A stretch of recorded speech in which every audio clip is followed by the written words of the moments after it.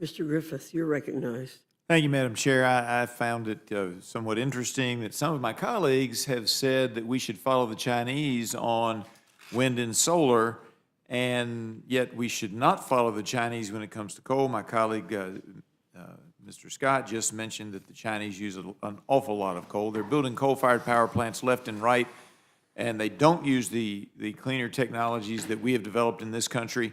And the bottom line is that my district, when I was a much younger person, had the third or fourth lowest electric rates in the country. And our electric rates have gone up in large measure because we have banned fossil fuel. And the truth of the matter is, whether they're funding the environmentalists or not, the Chinese don't want us to use our fossil fuel resources. We have the most coal. In my district, stretches over a little bit into West Virginia, maybe a little bit into Kentucky. We have a seam of coal that is the most volatile, meaning it produces the most energy of any coal in the world.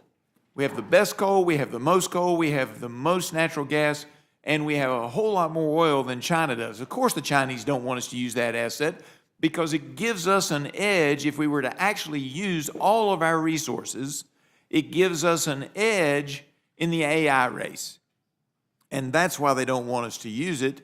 And so they're perfectly happy moving towards these other things. But if we're going to follow the Chinese on wind and solar, we should take a look that they don't rely simply on wind and solar. They don't rely on renewables in order to power their industries. They are relying in large measure on coal.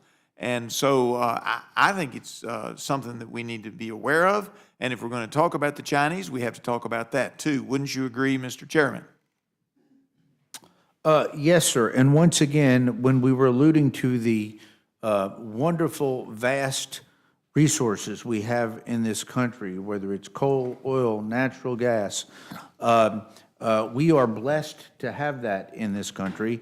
And the more of it we produce, the lesser the rates will be. It's simple supply and demand. And certainly we ought to keep up, as you've mentioned earlier, with the French on producing the small modular reactors. And my district doesn't have any. We want some. But 6 or 7 miles, maybe 10, outside of my district, we have BWXT that makes all the nuclear reactors, which are basically small modular reactors for the United States Navy. And then not too far from your district, and in between yours and mine, is Irwin, Tennessee, where BWXT also does a lot of stuff. And then, of course, you have the other issues in your district as well. And then, if I might, Mr. Chairman, just briefly state that I'm so pleased to hear you talk about the Army Corps of Engineers and how they're fully funded. We have lots in the mountains of Western Virginia. We have lots of flooding issues. And my district is so long and so large that I work with, my team works with 4 different Army Corps of Engineer offices.